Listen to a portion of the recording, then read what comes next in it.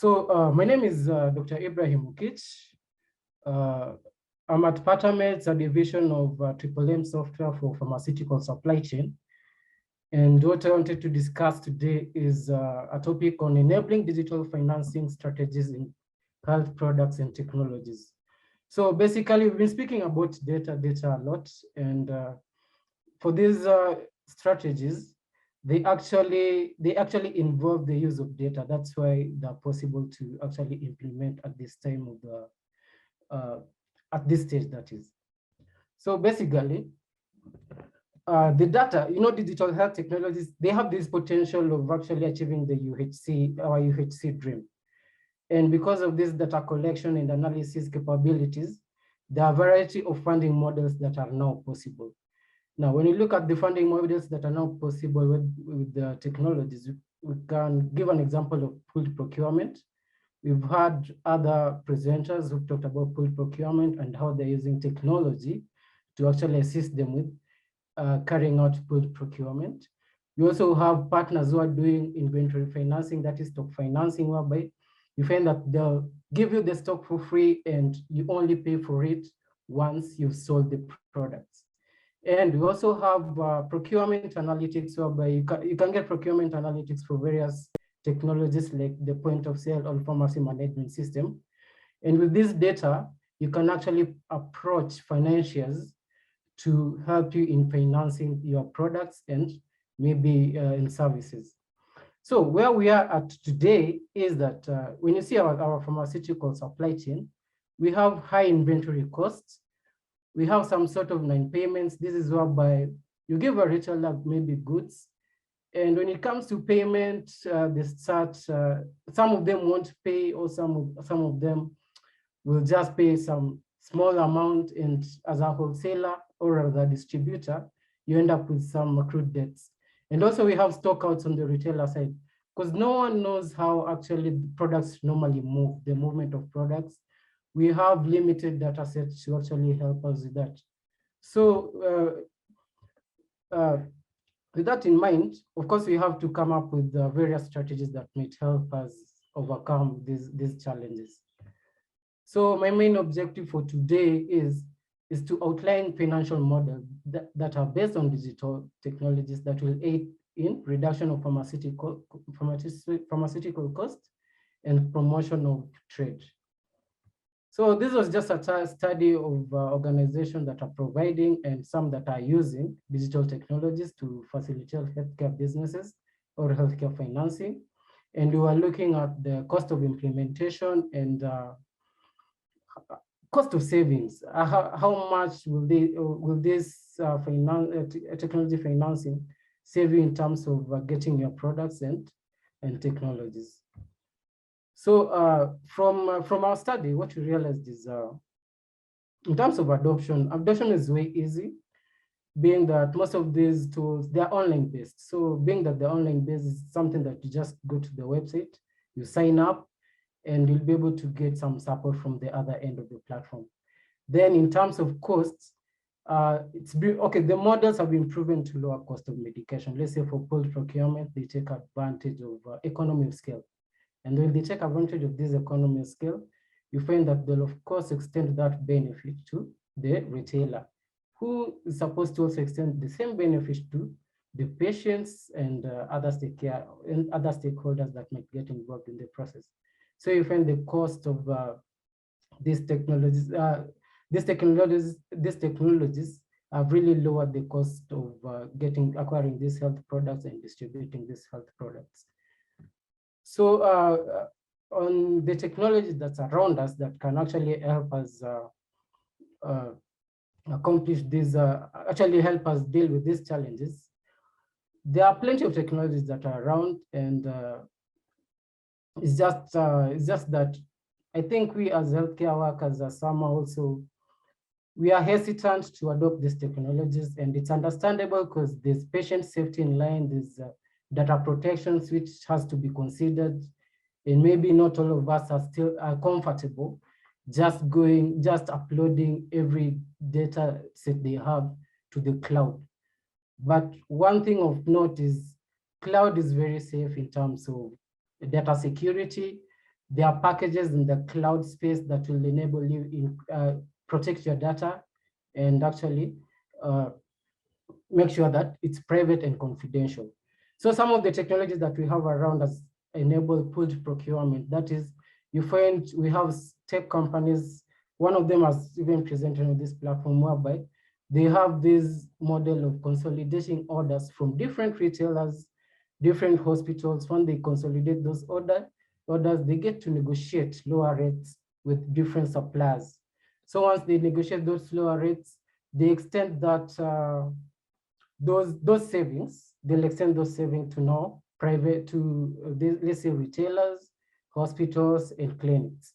So these are models that has proven to work, and it's even the government institutions, most of them do pooled procurement, even regionally.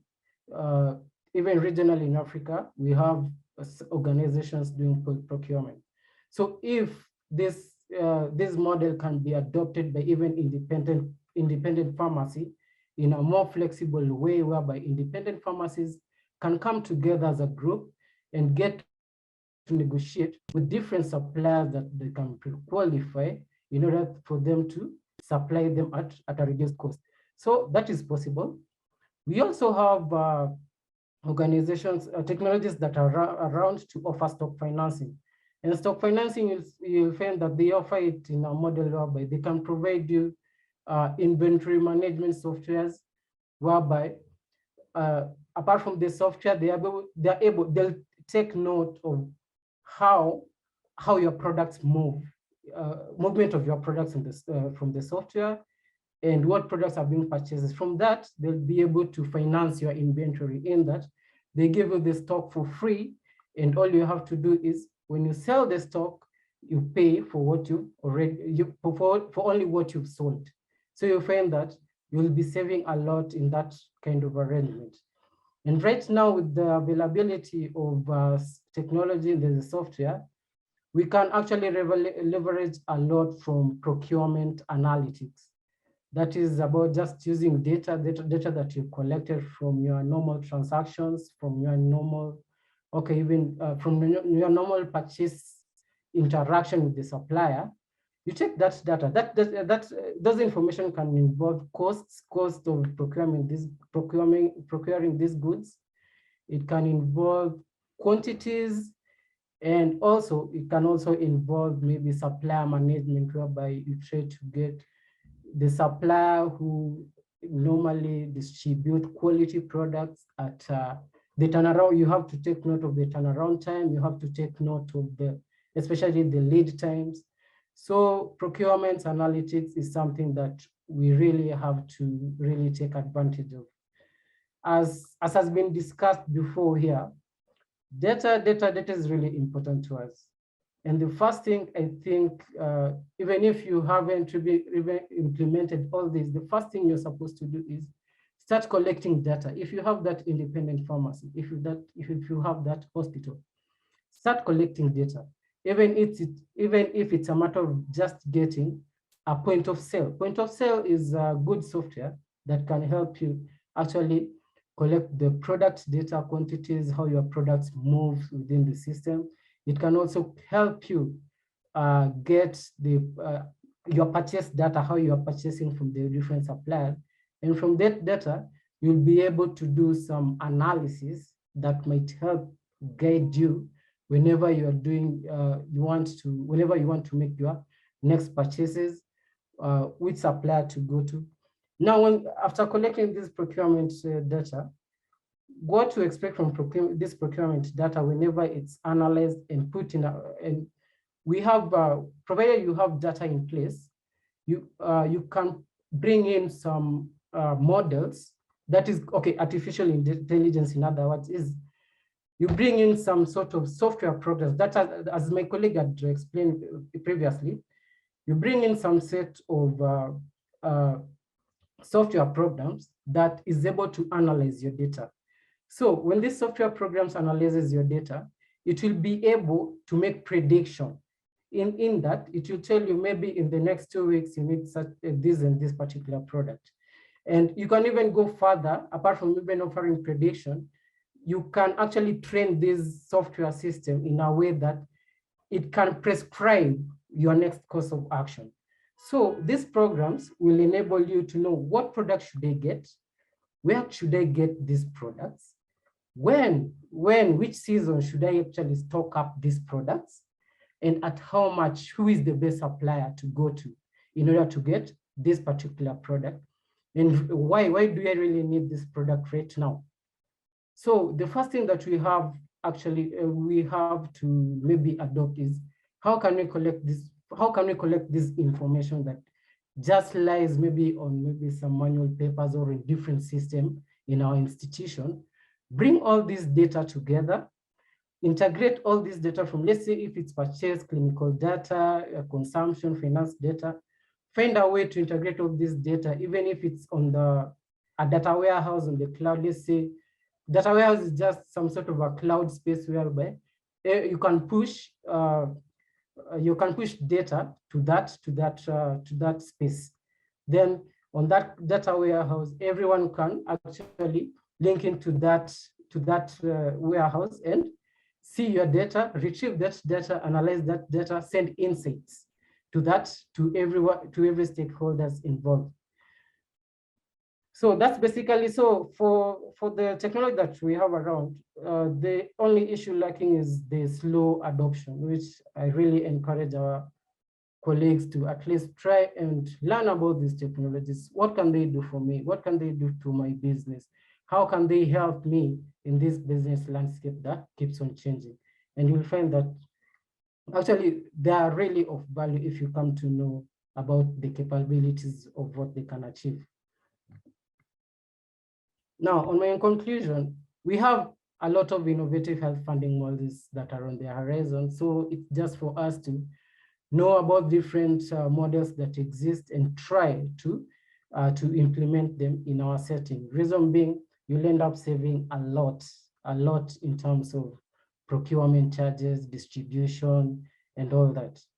And also, since all these models have been proven to lower cost, at the end of the day, these cost lowering advantages will be extended to our patients. Even we have other technologies that offer loans to patients. I think even our CEO talked about such a strategy. And we have technologies that also offer some sort of loans to our patients. And only as healthcare providers, our next step should be to try these technologies and see how we can actually take advantage of them and move our business to the next level. When you look at healthcare currently, you'll find that basically the future of work is more flexibility, data, and collaboration. But now, how do we get there? We have to start implementing these things as soon as tomorrow. Now, with this information, what are you going to do the next day? What are you going to do the next week? The first thing you should do is get online, check what these technologies can do for you, and start adopting them as soon as possible. Because even the technology doesn't have to be that complicated. Technology can be as simple. When I just say technology, it can be as simple as having a website, sharing information on availability of products online, getting patients or healthcare providers just to search for a product. Once they search for a product on Google, your site comes up. Once your site comes up, they're able to see the information on that product, and they're able to fulfill their orders for that product. And it doesn't have to go through that long process of writing, 3-4 emails to the suppliers. Some of them don't reply. Some will reply after 3 days. After 3 days, the patient is already gone. What will you do? But if you have this information ready on, let's say, the website, the e-commerce website, whereby it's an instant fulfillment. You go to the website, you order medication, it's fulfilled, and that's it. So from the supplier point of view, they'll be able to generate demand, because in the online world, it's a matter of traffic, product views, and how much your product is in front of your target audience. So basically, if you can get sites that will display your product to your target audience, let's say providers, physicians, you have an edge over someone who's, I have to write an email or I have to call to get this supplier, ask them what's the price of this medication, can I have it delivered to my place? That takes a lot. That takes some time, and like fulfilling the order straight up. Then we also we've seen from previous presentations that using online platforms that enables e-procurement is way convenient. It's cheaper and offers some price transparency. We also have product traceability from the manufacturers. It comes to the importers, distributors, wholesalers, and down to the providers. And also you ensure the quality of the product in that from the manufacturer, that batch number can be tracked up to the pharmacy level. So you're sure that the same product that was that was released by the manufacturer is what is being sold at the retail level. You see, then you also realize from this online, when you interact with your target market through this online platform, you get to get some data that actually you had, if you're operating maybe on maybe face-to-face interaction or just physical without the hybrid model of including an online interaction to your business, there's some data that you'll miss. And the data that I'm talking about is something like such data. You see, let's say you have an online platform, that an e-commerce platform, let's say platform that offers medication to patients, or if you are a wholesaler or a distributor, you have an e-commerce platform that fulfills medication to providers. Most providers will start by doing a search on a product. I remember Dr. Sarah Gatt said that you find that for supply chain, it's usually product information and money that is involved on the chain. So you'll find that most providers will come in with the searching for products. So as a supplier or as a wholesaler, what should you do? You should ensure that there's information of that product on the online. So that as a provider, when you come to search for this certain product online, your site can show up, tell me, okay, this is the product that you're searching for, and this is where you can get that product, and this is how much you can get that product. Now, using that search data, using that, using what the provider Googled in order to find your product. From that search data, even if the provider doesn't really purchase your drug, on the background, you'll know what providers are looking for. You'll know what type of medication they are looking for. This is data that you can't get from your purchase data because they haven't really purchased your product, so you can't really get it in your system. They've just searched it online. So being that you can get this data, that this search data can actually help you in planning for your inventory. Is there a product that is being searched for that is not available? Like we have this platform whereby providers are able to come online, see where they can find their products and call the suppliers. Now from that platform, we've got some the most searched products. Now you realize that there's some products that are being searched by providers, but they're not available anywhere. Now you wonder, why can supplier, can they have this information so that these products that are being searched online, can they have them available? So those are one of the data points that we are also missing as suppliers, as wholesalers on this other end. So if you are to come out with something from this presentation, is capturing data is an important aspect to your business. Start capturing data right now, and if you can, adopt a hybrid model to your business. When I say a hybrid model, you're already used to the physical aspect of business. They come to your premise. You deal with them face to face and all that. How can you adopt a hybrid model? Whereby, yes, you have the physical premise, your normal interaction.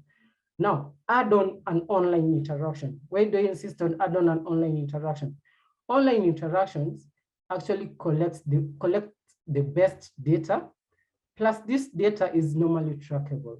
With your sales and marketing, you can use this data to actually know who actually needs your product, and you go convince the customer to what you can offer to the customer. On the provider side, these online platforms help us know where to get the products in a matter of seconds rather than the emails that I talked about. Yeah, so that's about it. And from what you've heard from this presentation, we realize that health financing technologies have the potential to play a substantial role in obtaining universal health coverage. And maybe my recommendations also would be that right now we've had PPP, they've come up with various policies to govern the internet pharmacies, as our colleague had presented earlier on. They're also coming up, we're in talks with them, they're also coming up with policies which might also help with online platforms and online marketing and distribution. And also another recommendation that I'd like maybe to also to push to our providers, that is retail pharmacies and hospitals. Most of our practice is involved in pharmaceutical supply chain. We do more of distribution, more of product-based practice. It's time we move to now the clinical work of our pharmacies, the knowledge, as our CEOs say. Let's leverage the knowledge that we have, that information on optimization of treatment and all that. Now, this can only happen if we manage to automate the pharmaceutical supply chain. Because right now, I think almost 60% of our work is just pharmaceutical supply chain. If you move to practice, there's no time to move for practice, because if you tell me that I have to, let's say I'm in a certain hospital, I have to let's say I have to manage all my stocks, and at the same time, I have to manage MTM. I'll run out of time. But if I can manage to digitize the pharmaceutical supply chain, the product part of the pharmacy, and now concentrate on providing that knowledge, concentrate on providing that patient outcome, on how to better that patient outcome, I think pharmacy will create a niche in primary healthcare that our patients will find more beneficial than just providing them with products. Yes, and also something that also I wanted to note, as we also implement these technologies, yes, we might have some sort of unintended consequences. And there's just a friend who asked me about this, that now, when you see the chain of, when you see this pharmaceutical supply chain, you realize that there's a manufacturer, there's an importer, distributor, wholesaler, and retailer. Now, someone asked me, where will wholesalers go? I don't know if you understand my question, because you find that, okay, as you come up with these technologies, as much as you're trying to reduce the cost, you're also supposed to see we are also supposed to recognize which stakeholders are in the market and try to work try to work with all the stakeholders as much as you can. So it's just a question that I wanted to throw out there, that as you adopt these technologies and the providers of these technologies, could you also consider the wholesalers on this platform? How can they come into this platform, and how can they work with us in bridging the gap between the distributors and the retailers, as they have done when we were in the physical environment? Yes. So, and one more point on pharmacovigilance that I just wanted to put out there is from my interaction in the pharmacy field, having worked as a pharmacist, I've noticed that we actually, you'll find that in terms of pharmacovigilance, the feedback that we usually get, majorly 90% will come from the pharmacy department, which makes you question what's happening to the nurses. Do they don't take any Don't they realize any medication errors, or to the patients? We don't actually get some feedback from the patients. So that's something also we need to actually maybe discuss about. I think I'm done. Thank you, Dr. Mbao. Back to you.